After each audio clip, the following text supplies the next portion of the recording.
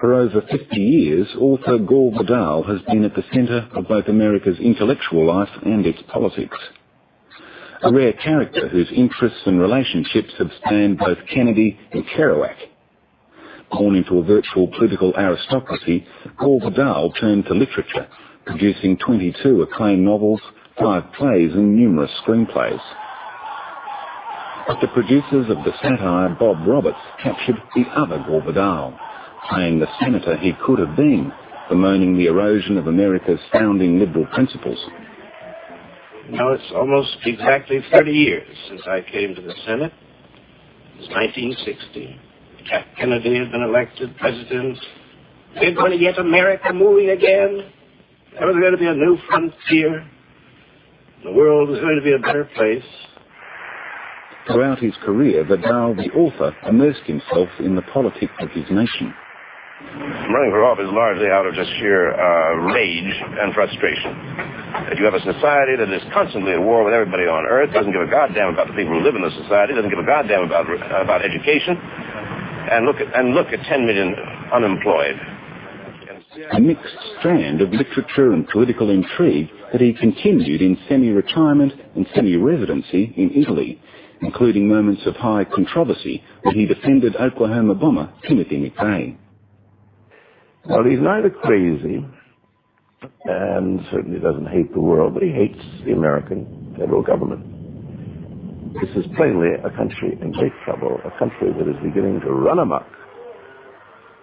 And McVeigh's sacrifice of himself to his sense of justice, no, I don't approve of his killing of children, is a wake-up call. It's an alarm bell. Dual threads of politics and literature have run through Gore Vidal's life, but no more so than in recent years. The novels have stopped, but the essays have been pouring out. His most recent collection, Dreaming War, Blood for Oil and the Cheney-Bush Junta, is one of his most overtly political publications. A vitriolic and eloquent condemnation of both the Bush administration and the war in Iraq, it's been on the US bestsellers list for over 8 weeks. I spoke with Gore Vidal from his home in LA. Gore Vidal, thanks for joining us on Dateline. I'm happy to have crossed the date line down under. In the past few years, you've shifted from being a novelist to principally an essayist, or in your own words, a pamphleteer. It's almost the reverse of most writers' careers. Why the shift for you? Why the shift in the United States of America, which has obliged me, since I've spent most of my life marinated in the history of my country. And I am so alarmed by what is happening with our global empire and our wars against the rest of the world. It is time for me to take political action. And I think anybody who has the position, has a platform, must do so. It's also a family tradition. My grandfather lost his seat in the Senate because he opposed going into the First World War. And he won it back 10 years later on exactly the same set of speeches that he'd lost it. So attitudes change, attitudes can be changed. But now I am not terribly optimistic that there is much anyone can do, that the machine is set to go. And to have a major depression going on, economic really collapse all around the world, and begin a war against an enemy that has done nothing against us other than what our media occasionally alleges. This is lunacy. Over the past 40 years or so, you've written about the undermining of the foundations of the Constitution, liberty, human rights, free speech. Indeed, you've probably damned every administration throughout that period on that score. Is George Bush really any worse? No, he certainly is worse. We've never had a kind of reckless one who may believe, and there's a whole theory now that he's inspired by love of our Lord, that he is an apocalyptic Christian who will be going to heaven while the rest of us go to blazes. I hope that isn't the case. I hope that's exaggeration. No, we've had, the problem began when we got the empire which was brilliantly done in the most Machiavellian, and I mean that in the best sense of the word, way by Franklin Roosevelt. With the winning of World War II, we were everywhere on earth, our troops, and our economy was number one. Europe was ruined. And from that, in 1950, the great problem began when Harry Truman decided to militarize the economy, maintain a vast military establishment in every corner of the earth, meanwhile denying money to schools, but really to the infrastructure of the nation. So we have been at war steadily since 1950. I did one of my little pamphlets was a perpetual war for perpetual peace, how that worked. I mean, we've gone everywhere. We have the enemy of the month club. 1 month it's Noriega, king of drugs. Another one it's Gaddafi. We hated his eyeliner or something and killed his daughter. We move from one enemy to another, and the press, the media, has never been more disgusting. You charge what you call the Cheney-Bush junta with empire building, but hasn't America always been an empire, and isn't this junta just a little bit more honest about it? They aren't shy in proclaiming their belief that America has something worth exporting. I prefer hypocrisy to honesty any time, if hypocrisy will keep the peace. No, we have had an imperial streak from the very beginning, but it didn't get going until 1898, when we picked a war with Spain because we had our eye on Spanish colonial possessions, specifically the Philippines, which got us into your part of the world, into Asia. And from that moment on, we really were a global empire. And then by the time of the Second World War, we achieved it. It was all ours. No, what is going on now is kind of interesting. We've never seen anything like it. There's a group of what they call neoconservatives. Most of them were old Stalinists, and then they were Trotskyites, and then finally they're neoconservatives now. They preach openly, and they're all over the War Department, as we used to call it, the Defense Department. Mr. Wolfowitz is one of their brains, and they write really extraordinarily frightening overviews of the United States and the rest of the world, that we, after all, have all the military power that there is, and let's use it. Let's take the earth. It's there for us. They're talking glibly now about, after they get rid of Saddam, which they think is going to be a very easy thing to do, well, Iran is next. One of them, not long ago, made a public statement, it's time we really had regime change in all the Arab countries. Well, Bush has claimed that the American belief in liberty will deliver a free and peaceful Iraq. Even with the stench of oil in the air, George Bush probably can deliver that, a free and peaceful Iraq, that is.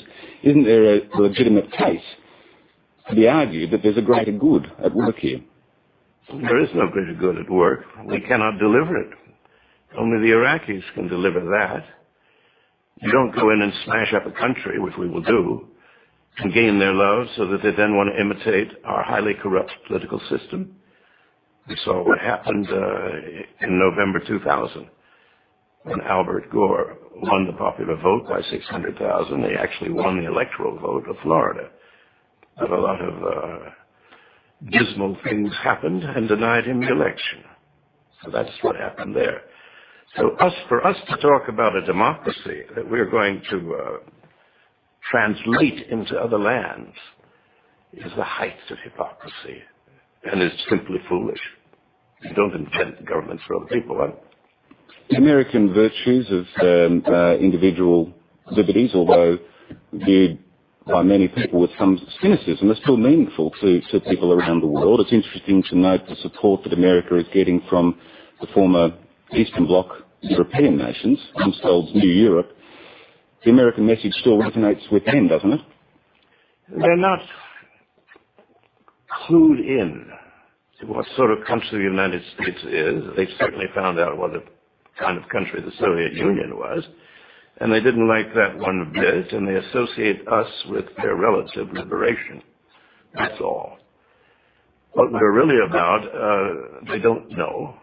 They believe the propaganda. They believe the media, which is constantly going on about democracy and freedom and liberty and the greatest country on earth and so on. And the only thing wrong in the world is there are evil people who hate us because we are so good. Well, I don't know how anybody can buy this line, but people do. People are not very well informed. The well-informed countries, Western Europe, know perfectly well what our game is. General de Gaulle took France out of NATO because he suspected that we were in the empire-building business, and he didn't want to go along with it. Yet, simultaneously, France remained an ally in case there was a major war with the Soviet. I don't think we should take too seriously those East European countries. In due course, they will wake up, as Turkey did, that we are dangerous. The defence of American civil liberties has been a consistent theme of yours, most vocally in recent months in response to the Patriot Act and the new Homeland Defence Agency. But it would seem that Americans don't share your views in any significant numbers. Why not? They do. What I do is quite popular. Now, mind you, we're not much of a reading country, but we certainly watch a lot of television. You can pick up a tremendous audience because, millions of people have been marching. And yet there's been very little political response to the establishment of those agencies or the very dramatic constitutional changes that have been made in the Patriot Act. We're not really hearing a strong movement, not from the Democrats, not in the media. Well, we don't hear it because they're part of it. We have elections, very expensive ones, and very corrupt ones, but we don't have politics. We made a trade-off somewhere. This was after Harry Truman established the national security state, and suddenly television came along and elections cost billions. It cost $3 billion to elect Bush. That's a lot of money. And it was a campaign almost without issues except personalities. Nothing was talked about going to war as quickly as possible, which of course obviously was in his mind. So you have a country that is not political, without political parties. There are movements of people which go largely unrecorded. There are eloquent voices out there, but you don't see them in print. You don't hear them on the air. Well, one of those voices is one of your contemporaries, Norman Mailer.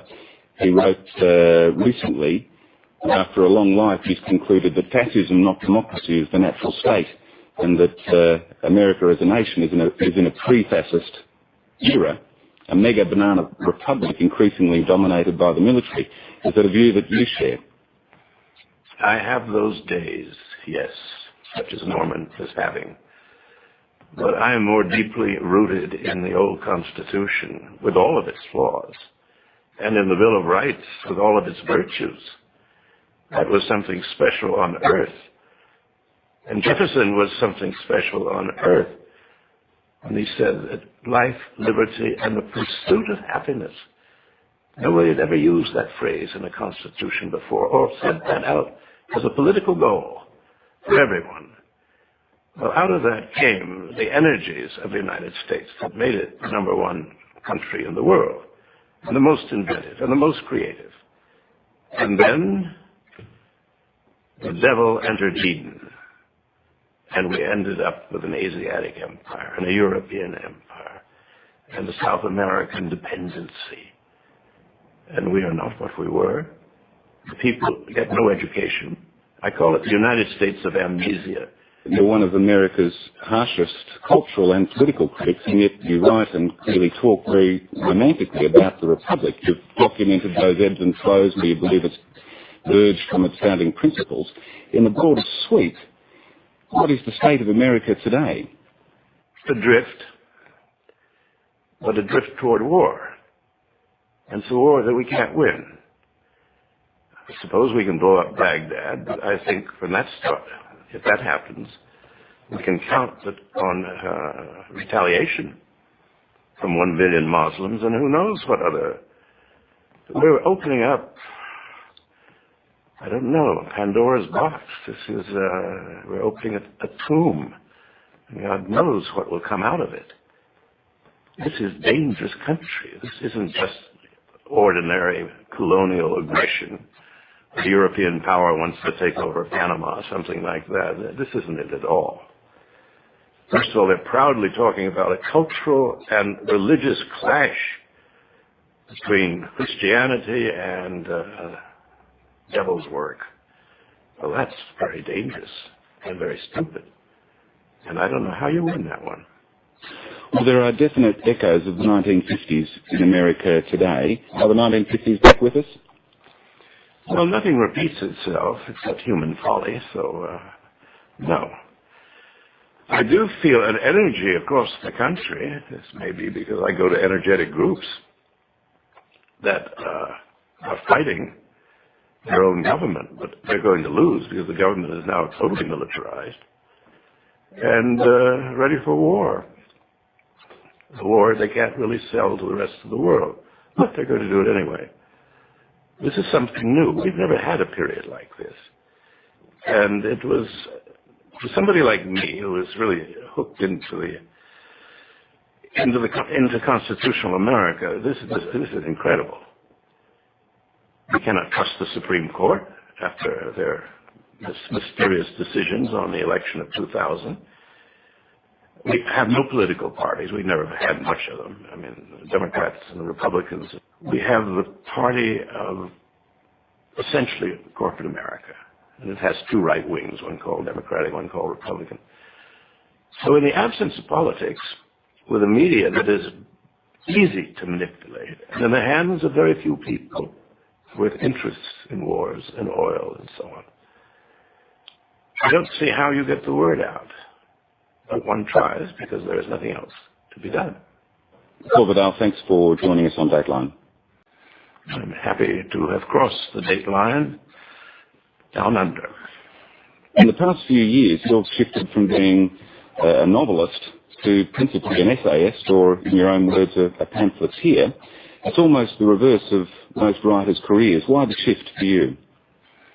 Why the shift in the United States of America, which has obliged me, since I've spent most of my life marinated in the history of my country.